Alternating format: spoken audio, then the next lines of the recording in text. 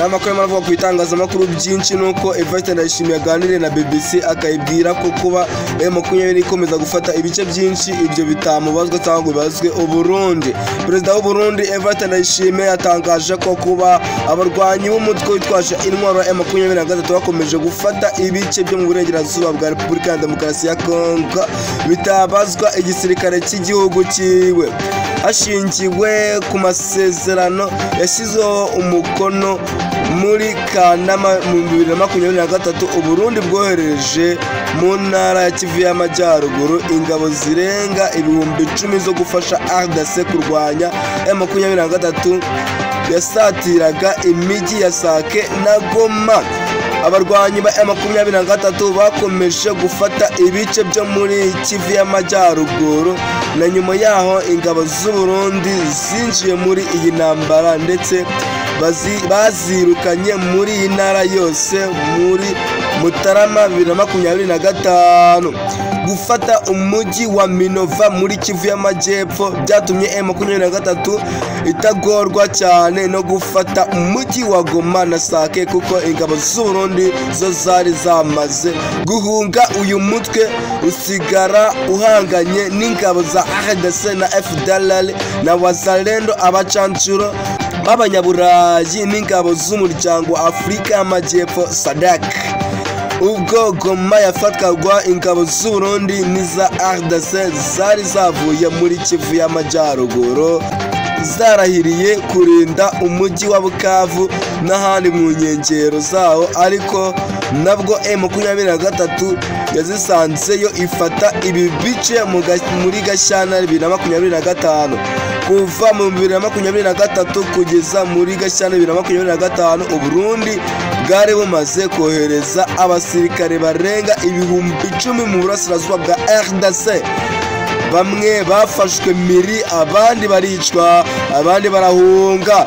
Mu bahunze harimo abafungiwe i Bujumbura bazira kwigumura kuba bakuriye. Mu kiganiro na BBC Ndayishimiye yasobanuye ko yafashe icyemezo cyo gufasha leta RDC kubera ko ingabo z'umuryango wa Afurika y'Uburasirazuba bwa EAC zanze kurwanya M23. Yagize ati twari twarumvikanye ko haba ihagarikwa ry'intambara kandi ko hagize umutwe wubura intambara duhita tuwutera. Uburundi aho twari duherereye mu ntara Kivu y'Amajyepfo twarabikoze, ariko M23 yubuye imirwano. Abari muri Kivu y'Amajyaruguru ntacyo bakoze. Abakuru b'ibihugu bya EAC barimo Yoweri Museveni wa Uganda na Dr. William Ruto wa Kenya bari barohereje ingabo mu butumwa bw'uyu muryango muri RDC. Basobanuye ko zitari zishinzwe kurwanya M23 ahubwo ko zagombaga kujya zitambika impande zisamiranye kugira ngo ibiganiro bibe mu mwuka mwiza. Byashimangiwe n'abari abayobozi b'izi ngabo, General Major Shifutinga Nyagaha na General Major Alfred Muthurikiyugu, bagaragaje ko abari bashoboye kugarura amahoro mu burasirazuba bwa RDC kuko ibice byari byarafashwe na M23 aribo babigenzuraga. Ndayishimiye we yemera ko M23 yambuye ingabo z'u Burundi n'iza RDC ibice byinshi.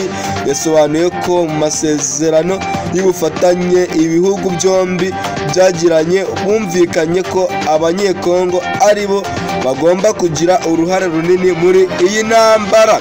Yagize ati turi mu masezerano yo gufashanya mu by'umutekano, ariko twagiye gufasha igikorwa nyamukuru n'iki gisirikare cya Kongo. Twajyanyeyo abasirikare bake bo gufasha kuko abandi dukeneye ko bakomeza kurinda umutekano w'igihugu, abandi bari mu bundi butumwa butandukanye.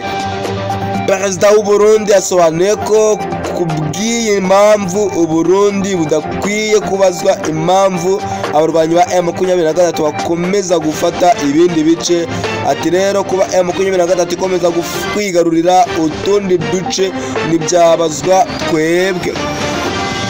Ndayishimiye yagaragaje ko mu gihe leta RDC n'abafatanyabikorwa bari bakomeje gutsindwa iyi ntambara, yasabye Perezida Félix Antoine Tshisekedi Tshilombo kugirana ibiganiro bitaziguye n'abafite uruhare muri iyi ntambara bose kugira ngo bashakire hamwe igisubizo.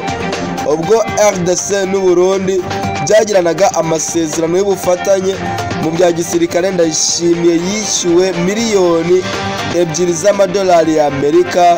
Buri musirikare w'u Burundi yari kuzajya ahembwa amadolari atari munsi ya 5,000, ariko abenshi bakomeje guhabwa umushahara usanzwe n'abakorera mu gihugu cyabo. Manishimwe Samuel, Igihe, Akadomo com.